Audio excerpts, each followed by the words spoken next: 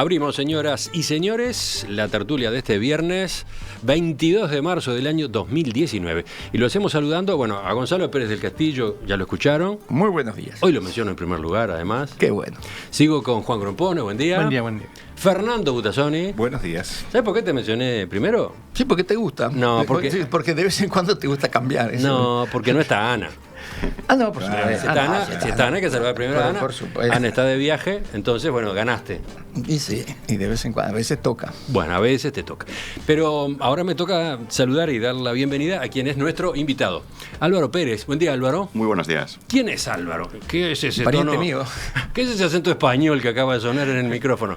Bueno. Álvaro es doctor en comunicación, licenciado en filosofía y periodismo por la Universidad de Navarra, decano de la Facultad de Comunicación de la Universidad de Montevideo. Así es. Absolutamente español. Absolutamente, 100%. ¿De qué parte de España? Soy de Oviedo, al noroeste, pegadito a Galicia, y llevo en Uruguay desde 2014. Así Eso. que ya tengo cédula, soy socio nacional, así que ya soy medio uruguayo.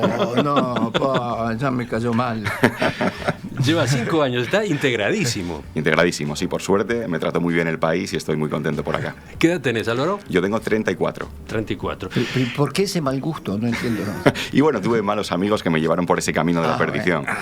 Igual les traje suerte, porque el primer clásico que estuve en el estadio fue un 1-2 con goles en la hora y con la mano. De infausto recuerdo, supongo, para alguna persona de la mesa. Va a estar peleada esta tertulia. Hincha de Nacional acá, sí. Entonces, ¿enseguida te zampulleron? Sí, rápidamente. Tuve la suerte o la desgracia, según cómo se mire, de hacerme amigos de Nacional y rápidamente me llevaron a la cancha, me hice socio y como me gusta mucho el fútbol, ya agarré viaje, como dicen ustedes. ¿Y en España? En España soy del Real Oviedo, porque es de donde soy, que es mi ciudad, que es el único equipo que en España entrenó el maestro Tavares y que tuvo una delantera, por cierto, muy tricolor, porque cuando yo era pequeño, iba a la cancha, la delantera era Juan González y Deli Valdés, que es delantera 100% bolso. Por ahí vino. Por ahí también hay una conexión. Tengo muy mal recuerdo de ellos. Eso es bueno, en este caso. Y bueno, y además soy del Real Madrid, ¿no? Que es, es el gran cuadro de allá. El gran cuadro, dicen algunos. No hay ninguna discusión, no hay que mirar más que el palmarés. Este año va muy mal, ¿eh? Este año sí, pero bueno, de vez en cuando tenemos que dar algo a los demás, somos un cuadro generoso. Vamos al primero de nuestros temas. Un tema casi obligado, ¿no? El juez federal de Río de Janeiro, Marcelo Bretas, ordenó ayer el arresto del expresidente brasileño Michel Temer, después de que la fiscalía lo acusara de ser el principal líder de una organización criminal que habría incurrido en los delitos de corrupción, malversación de fondos públicos y lavado de dinero. La detención fue ordenada en el marco de una investigación abierta para verificar supuestas irregularidades en contratos firmados por empresas que ya fueron condenadas en el caso de corrupción de Petrobras y Eletronuclear, la empresa estatal que opera las plantas de energía eléctrica nucleares de Brasil. El juez Bretas, que está a cargo de la causa Lava-Jato en Río, dictó órdenes de prisión contra Temer y otros 7 sospechosos, entre ellos el exministro de Minas y Energía, Moreira Franco. Las denuncias se formularon en base a confesiones de un empresario implicado en el caso, confesiones obtenidas a cambio de una reducción de la pena. Temer, del Movimiento Democrático Brasileño, recuerden, era vicepresidente de Dilma Rousseff, a quien sustituyó en mayo de 2016 cuando la mandataria de izquierda fue separada del cargo por una presunta manipulación de las cuentas públicas. ¿Y esto cómo cae en el nuevo gobierno? ¿Qué dijo el presidente Jair Bolsonaro? Bueno, señaló que Temer pudo cometer esos ilícitos porque tenía un acuerdo con el PT que le permitió llegar al cargo de vice. E como disse há pouco, a justiça nasceu para todos e cada responda pelos seus atos. E o que levou, a essa situação, pelo que parece, são os acordos políticos dizendo-se em nome da governabilidade. A governabilidade você não faz com esse tipo de acordo, no meu entender. Você faz indicando pessoas sérias e competentes para integrar o seu governo. É assim que eu fiz no meu governo. Los escucho, señores. ¿Quién empieza? ¿Esperaban esta noticia? En cierta medida era más que probable que ocurriera desde el punto de vista estrictamente judicial, porque bueno, a Temer lo quisieron procesar en varias ocasiones y su posición política, digamos, al mando del Ejecutivo impidió que eso ocurriera, ¿no? Ahora, yo creo que si juntamos 2 o 3 señales que vinieron más o menos juntas de Brasil, se está dando lo que yo dije además, y no yo, digo mucha gente, de que Bolsonaro tiene su propia agenda, que es una agenda que a mi juicio es muy conservadora, reaccionaria y violentista, racista, etcétera, que la va a imponer a como sea, al contrario de lo que suele ocurrir en Brasil, en donde el aparato del Estado tiende a amoldar a los presidentes y decirle, no, usted por aquí no puede ir, viene por aquí, haga esto. Haga ¿Pero lo por qué decís eso si lo que estamos mencionando es la ida a prisión claro, de Michel Temer? Porque uno de los puntos fundamentales de la imagen y la fortaleza electoral de Bolsonaro fue un discurso prácticamente antipolítico, es decir, contra los políticos, contra la corrupción del sistema político, contra etcétera, etcétera. Esto de alguna manera fortalece a Bolsonaro, cuestiona severamente no solamente a Temer, sino todo el proceso que llevó a la destitución de Dilma Rousseff. Y además ocurrió otra cosa simultáneamente que a mí me dejó perplejo, ¿no? Que creo que es la primera vez que ocurre. Bolsonaro va a Estados Unidos, se reúne con Trump, el canciller brasileño, o sea, la cabeza de Itamaraty, queda fuera del salón oval y el lugar de él lo ocupa uno de los hijos de Bolsonaro. Lo cual evidentemente es un mensaje muy fuerte al sistema político brasileño, ¿no? Es decir, que no solamente se está apartando, digamos, de ese cuerpo político corrupto, sino que también, porque vamos, nadie va a pensar que todas estas decisiones vinculadas con la prisión de Temer no fueron tomadas, por lo menos en consulta con el ministro de Bolsonaro, que es nada menos que el juez Sergio Moro. Ajá. O sea, lo que tú decís es que cuando Bolsonaro llegó a Washington, ¿sabía que se venía esto? Sin ninguna duda. Sabía que se venía esto y además está enviando un mensaje muy claro de que yo no respeto las reglas del juego que el Brasil político, ese corrupto y entreverado tenía. No lo hace con Itamaraty y no lo hace también con presuntos pactos políticos que podía tener con el MDB y con el propio Michel Temer, que en definitiva fue un puntal muy importante para su crecimiento político y su victoria electoral. Era de suponer que había ahí algún acuerdo, pero bueno, como dicen, Roma no paga traidores, ¿no? Así termina la cosa. Gonzalo, ¿asentías mientras hablaba Fernando? ¿Por qué? Sí, no, porque estoy de acuerdo. A mí me parece que es vergonzoso esto. ¿Pero ibas a ir por el lado de Fernando? No, iba por otro, pero sí que puedo esperar. No, dale. Agreguemos tu ángulo. Mi ángulo es que para mí esto es toda América, como Juan Grompone bien sabe, y yo soy un defensor de la patria grande, a mí me da realmente vergüenza de que en Argentina, en Perú tiene 3 presidentes ya procesados, Bolivia, que ahora va Evo Morales por la 4ª reelección, la de Venezuela ni hablemos, somos... Y ahora Brasil, porque esto de Brasil, desde que sacan a Dilma Rousseff, supuestamente porque manipuló las cuentas públicas. Está bien, es un pecado, pero no da para destituir a un presidente. A Lula, el hombre con... Recordemos que formalmente cabía la posibilidad de impeachment a partir de un hecho como ese, de una conducta como esa, pero... Sí, pero Lula, 87, un presidente que llegó a tener 87% de aprobación popular, a la cárcel porque corrupción, que evidentemente la debe haber habido, porque todo esto lo que refleja es que hay una corrupción galopante por todos lados, ¿no? Pero entonces agarran a Lula, que es el candidato que tiene más popularidad, y lo meten en la cárcel y al final aparece eso del apartamento y no sé, debe haber habido muchísimo más que el apartamento, pero hasta ahora que yo sepa no le han probado más que eso. Y no estoy diciendo que Lula esté mal encarcelado, lo que estoy diciendo es, acá hay una trama, cae Dilma Rousseff, cae Lula, aparece este señor Temer que está metido, si Lula está metido en la corrupción, estaba metido mucho más que él, queda como presidente, 3% de aprobación popular. se manda 2 reformas brutales, la reforma laboral y la reforma de acceso al petróleo para las compañías transnacionales. Y ahora, bueno, Lula encarcelado, gana Bolsonaro, el ministro Moro, que todos teníamos mucho respeto por él, porque fue el que desarmó toda esta traba, termina siendo ministro de Justicia de Bolsonaro, lo cual es un mamarracho, porque realmente le quita mucho a la independencia del trabajo que había hecho. Y ahora, carambola 3 bandas, Michel Temer preso. Digo, esto es una payasada. Esto es una payasada. Es el final de un proceso payasesco, desde el inicio, para mí. Ni siquiera el final, ¿no? En todo caso sería un paso más. Bueno, si ahora viene no tenemos idea de cómo sigue. Mi amigo Fernando va a ser más payasadas a futuro. Pero digo, realmente, y Brasil es un país importante, no es la 7ª potencia del mundo, es decir, no estamos hablando de cualquier paisito. Entonces, a mí esto, y del resto de América Latina, vos mirás y decís, pero ¿será posible que nosotros seamos tan poco serios?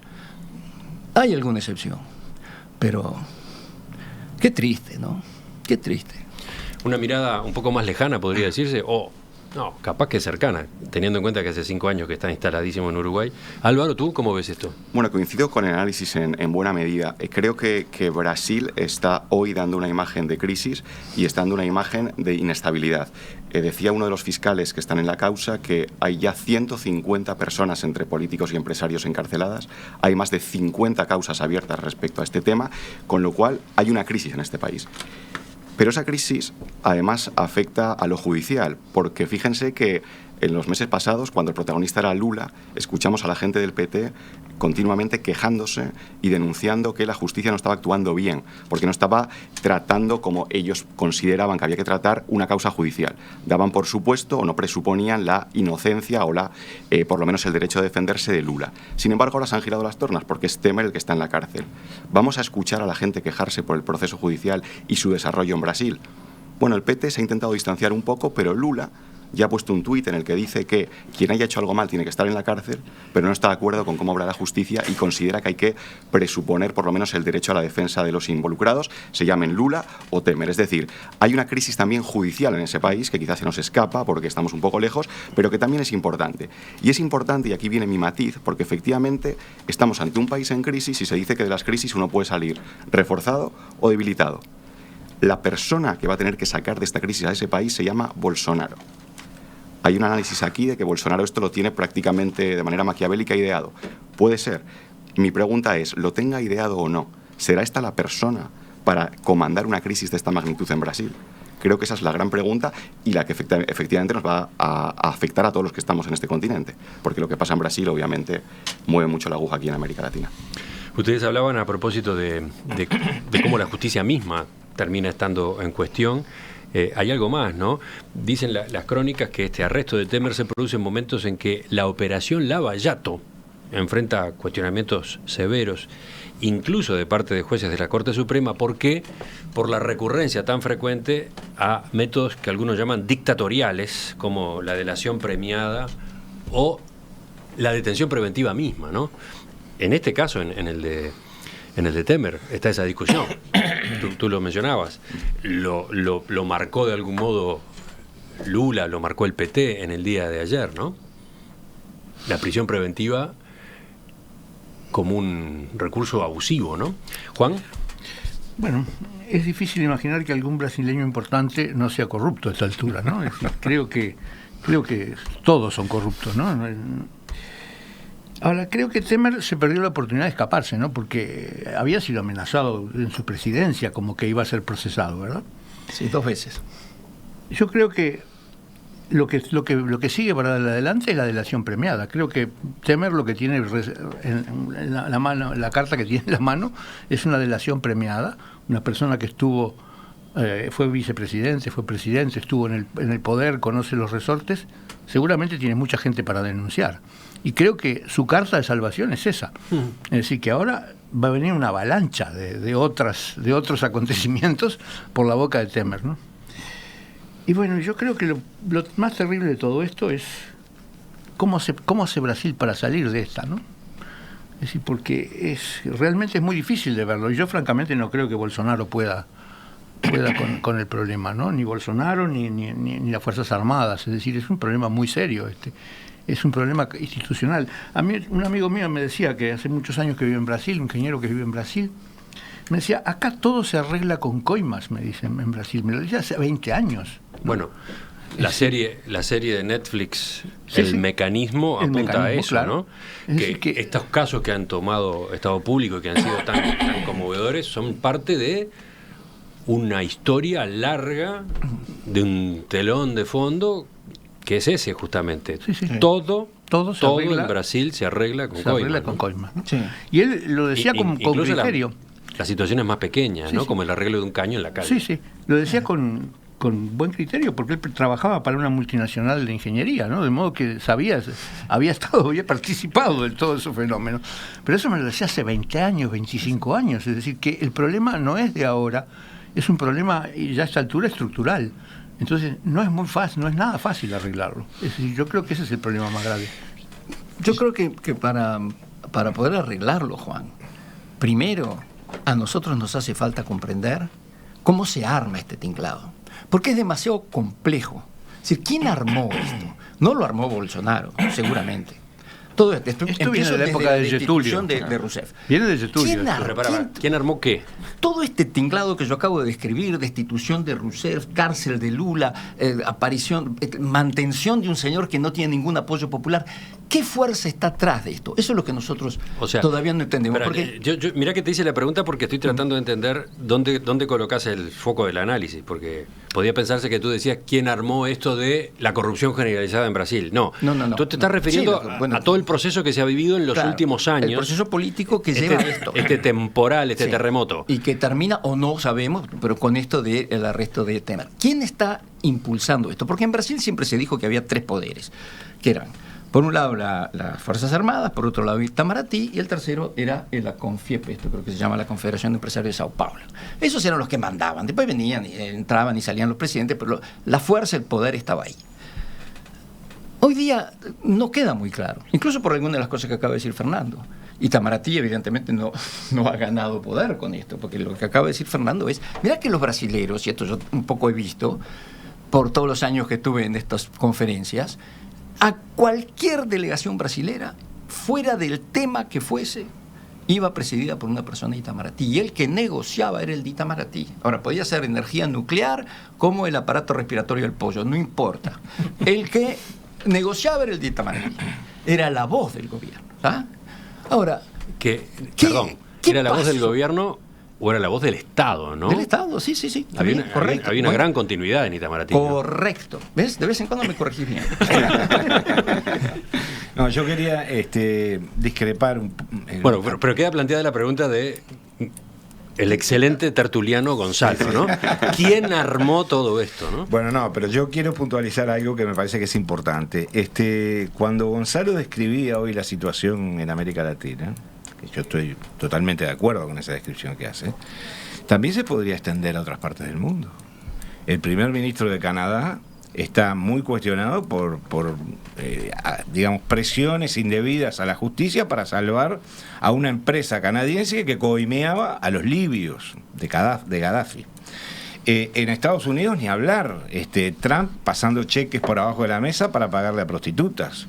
En España ni hablar, decenas y decenas de empresarios desfilando por los juzgados, un comisario de inteligencia espiando para un banco español, etcétera. En Italia, bueno, ya ni hablar tampoco. En Rusia, ni hablar. Entonces, yo creo que el problema... No me meto con los países de África, ¿no? Por supuesto, ni con los... ¿Ves que nos deprimimos en otoño? No, pero lo que yo quiero decir es que acá hay un sistema imperante de relaciones mundiales que tiende a eso. Es decir, es la segunda ley de la termodinámica. Y cada vez va a ser peor, ¿no? Pero a ver, acá hay dos cosas. Vuelvo a plantear mi punto con respecto a lo que recién decía Gonzalo. Acá tenemos dos cosas. Por un lado, una andanada de denuncias e investigaciones judiciales a propósito de casos de corrupción, Sí. que está bastante extendida en el mundo. Pero lo que pasa es que antes de eso existía la corrupción. Exacto. Antes de eso se había ido consolidando de manera tan fuerte y tan amplia la corrupción. Por eso digo, cuando Gonzalo pregunta quién está atrás de esto, yo creo que lo que está atrás de esto es un sistema mundial que algunos le llaman capitalismo salvaje, otros le llaman capitalismo globalizador, etc. Porque acá hay globalizadores y globalizados, ¿no? Eso está clarísimo.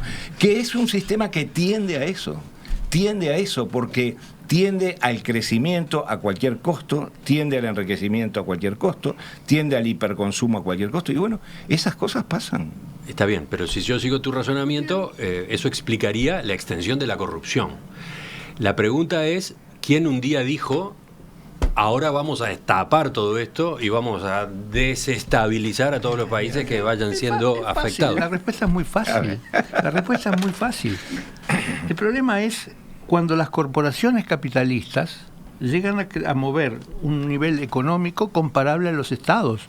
Es decir, el problema es Brasil es un estado relativamente pobre, porque es un país relativamente subdesarrollado, pero tiene compañías internas que tienen tanto peso económico como el propio Estado. Entonces, en ese momento se produce un desequilibrio terrible. Es decir, por ejemplo, si eso no pasa en Estados Unidos, es porque el Estado norteamericano es terriblemente poderoso y que las compañías norteamericanas están bastante reguladas porque se controlaron desde el principio. Pero el tema es ese, es decir, ¿qué pasa cuando una corporación puede facturar como factura Google, por ejemplo? ¿Cómo se controla una compañía como Google?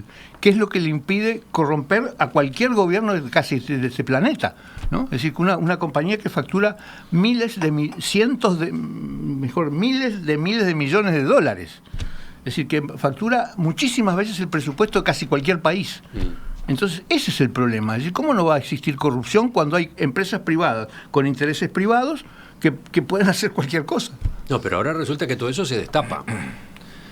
Eso que estaba bajo cuerda sale a la luz. Sale a la luz porque... Y van cayendo gobernantes, dirigentes políticos y también empresarios, muchos de ellos poderosísimos empresarios. Sí, van cayendo las compañías viejas, de la vieja economía. Las compañías de la nueva economía, es decir, los Google y las redes sociales, son las que destapan las cosas de sus competidores pequeños como la Boeing o como la General Motors o como la Volkswagen. ¿No? Son esos.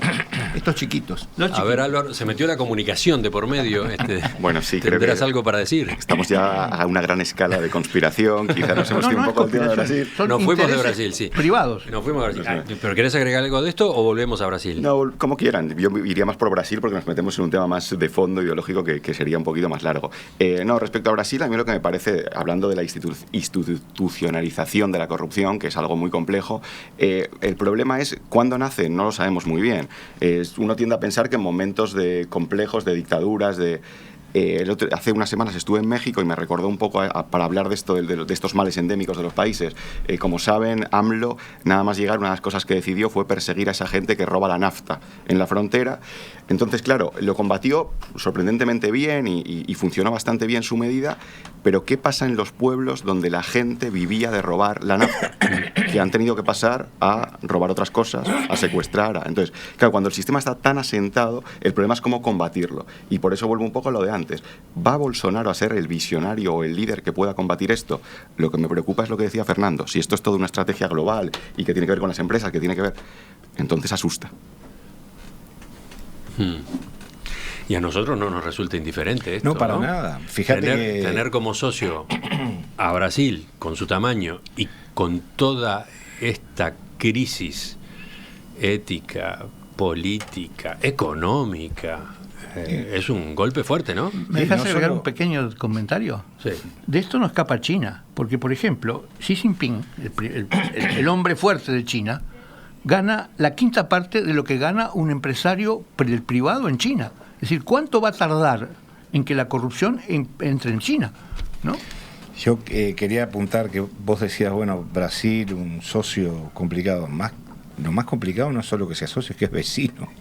Es un vecino inestable, complicado, que ya Bolsonaro ha dado señales reiteradas de que no tiene mucho escrúpulo en el relacionamiento con sus vecinos. Ahora en Estados Unidos, por ejemplo, le abre las puertas al trigo norteamericano libre de aranceles. Con lo cual tanto los uruguayos como los argentinos se quedaron en Pampa y la Vía, de un día para el otro. Es muy complicado lo que se plantea. Otro agujero más al Mercosur, ¿no? Sí, claro. Uf. Menos mal que tenemos a nuestros otros vecinos argentinos tan estables del otro lado, sino que serían nosotros. Entonces que todo esto es una muy buena introducción al próximo tema. Sí. Sí, correcto. Yo venía pensando eso. ¿Estás de acuerdo, Juan? No, no lo veo, Todavía no lo está. veo muy claro. Bueno, ¿y cuál es el próximo tema? Los oyentes no saben.